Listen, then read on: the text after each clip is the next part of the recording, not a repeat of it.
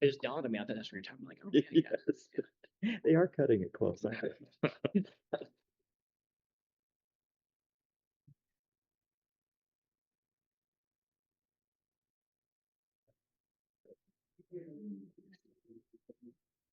No.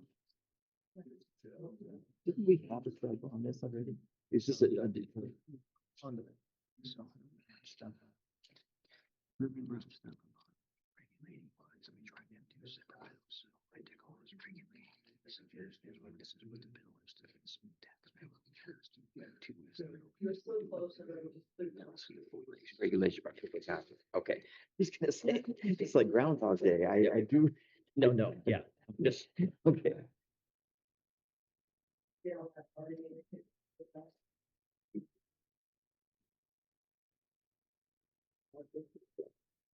you're fine. Don't worry about it.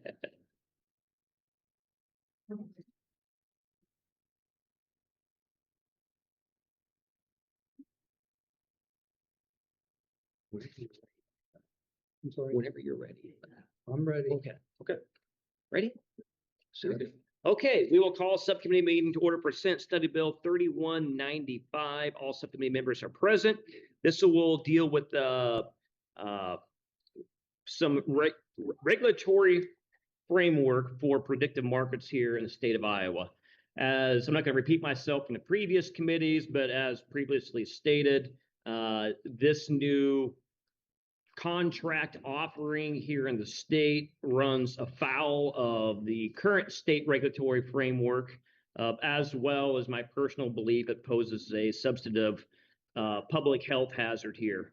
Working with the senator here between last committee and here, and members of the lobby as well too, there's a lot of suggestions brought to here related to legal framework on regulation side. So we're trying to take two approaches on this: the tax approach, which was the bill we passed out a few weeks ago, and now this framework right here. I would start by saying that this is not all inclusive, but this is a start just to get the process going, looking at the calendar for the rest of the session. So with that being said, I will conclude my comments. Senator Taylor. Senator Cornbrough. I'll have a few things to say after hearing from everybody else. Okay. All right. We will go around the room, who you are, who you're with, comments on the bill, any suggestions towards the bill, as well as how you register on it. Then we'll go online to Zoom land. Please click the react button at the bottom of the screen, or the hand raise, I guess. And that will digitally indicate to us that you wish to speak to the bill. Without further ado, Sarah.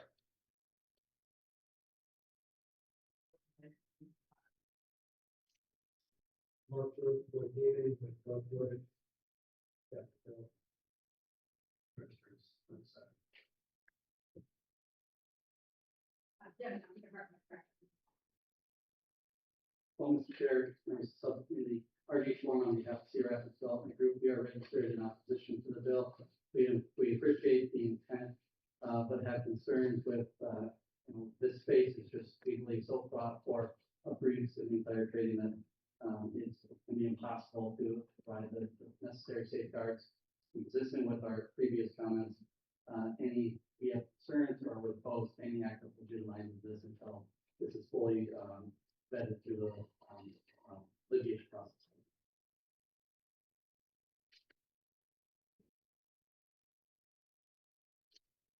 I guess that's me, Mary Earnhardt, Iowa Gaming Association. We are registered undecided as our members are actively reviewing. At crypto.com, registered undecided. Jake Highfield, Penn Gaming. Thank you, Senator Dawson, for working on this. We know you guys are hearts in the right place. We're on the side of the bill. We do believe both bills work pretty well together, so we thank you for that. Craig Patterson, representing Iowa Behavioral Health Association. Our executive director, Flora, is also online. We're just here to learn more about it. Thank you. Jake Getzer, Polymarket, registered undecided on the bill. Agree with the intent. A lot of this is regulated at the federal level and also through internal practices. When you say undecided, like, are you okay with this becoming law? Or does that mean, that's my question to you, are you going to sue the state and federal court? They just received this yesterday, so we're going to review it. Okay.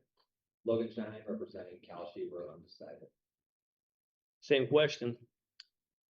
Well, could you repeat the question? Like, when you say undecided, I understand this came out yesterday. I guess my question is this always going to be an undecided, just sue the state and federal court? Or is this going to be we're going to come to one side of this or the other. Yeah, I think the current case law shows that the federal government has jurisdiction over this. As Jake said, we do a lot of these, a lot of them contained in the bill. It's internal practices we're already required to do under the CFPC.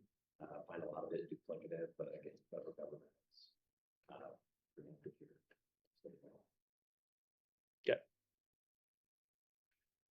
Thank you, Mr. Chair. Doug Stryker on behalf of Caesars Entertainment. We are registered in support of the bill. Echo the comments we made last time. This is acting like sports wagering. It should be treated like sports wagering. You're taking a healthy step towards that. Appreciate you bringing it forward. Thank you. Frank Schneider with Elite Gaming. We're registered against the bill. Our concern is it's a huge expansion of online gaming, basically taking your cell phone and making it into a full-blown casino. We would like maybe a sense amendment that just clarifies this is a legal activity in Bannock State. But we understand what you're trying to get at, but we think this actually legalizes it and goes down a road of expansion that we're not comfortable going down. Okay, that's the room here. Anyone online wishing to speak to the bill? Going once, going twice. Senator Taylor.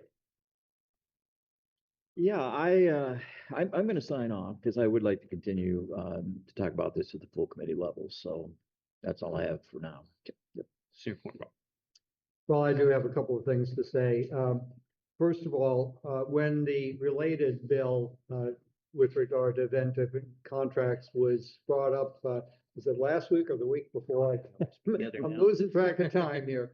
I raised the issue of the potential for insider trading, people who had inside information, basically writing contracts, or let's call it what it is, making bets on outcomes based on information that was not available to the general public, and therefore the insider people having an unfair advantage. And the even worse prospect that with regard to legislative decision makers, lobbyists and others who might be able to actually not only know about the outcome in advance, but might be able to influence the outcome. There have been a number of news stories at the federal level in recent months about very suspicious kinds of contracts that have been written and entered into very shortly before major events, and it has raised serious doubts about the fairness of the process. What happened on the previous bill is that Senator Dawson came to me, pledged that there would be another bill coming along and that he would incorporate the language along the lines of my amendment in his bill. And I'm very pleased to say that the senator has honored his word, and it's right there in the very first paragraph of the bill. As I read through the rest of the bill, I found other passages that I think were very constructive in setting some limits about how these things could operate, trying to inject some transparency, some responsibility, also incorporating language that would deal with the problem of, deal with problem gambling or problem contracts, whatever you want to call them. So I think that that's very constructive. I'm not a big fan of gambling. I've always said if you want to, I'm not opposed to risk taking, but if you want to take a risk, try starting a small business or running a family farm. But that said, it strikes me that this is something that is coming at us that I think is actually already here. And if that's going to be the case, we need to put some safeguards in place. We need to ensure as much transparency and honesty as we can. I think this bill does a good job at that. I would, if I might, indicate a couple of places where perhaps we can clarify or detail the language a little bit further to make it a little more effective. So, for example, on page 1, line 5, there's a reference to immediate family member.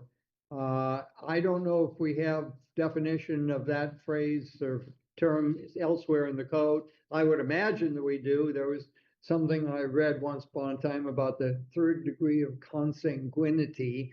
Never did look up exactly what that meant, but you know, is your brother-in-law an immediate family member, or is your sister as close as it gets? We should clarify that. Let's see, I think there were one or two other places. Yeah, bottom of page 3. It mentions the phrase insider information. I think that's a critical phrase with regard to, you know, the concerns that I've been raising. It would be nice if we had a little bit more specific definition there. Same sort of concern, page 4, line 16, confidential information. I mean, I sort of know it when I see it, but maybe we could be a little bit more explicit. And I don't know, that might be it. But this is a good effort. I look forward to it moving to the full committee. Thanks, Senator.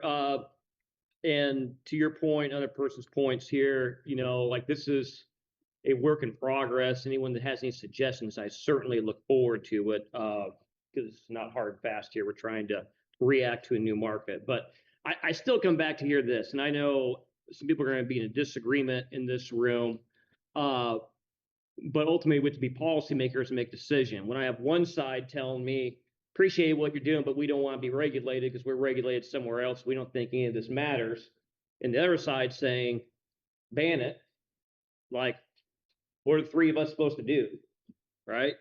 I don't know. This is why we're going to try to take a multiple prong approach to this here, because I do believe that these platforms run afoul to state law. I think that they have been cleverly manipulated to run afoul of state laws. And I think they are taking advantage of a massive tax treatment to run afoul of state laws.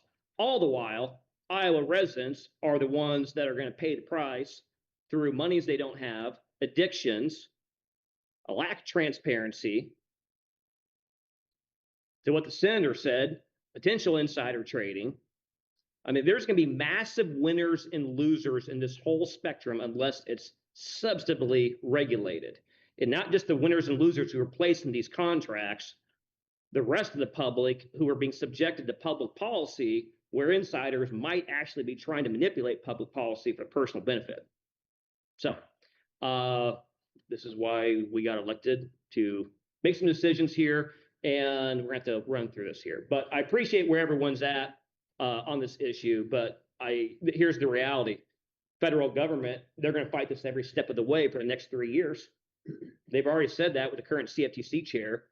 So we can sit back as a state and let the larger associations fight with the predictive markets for the next 3 years, and we'll get nowhere in the state. I can promise you that.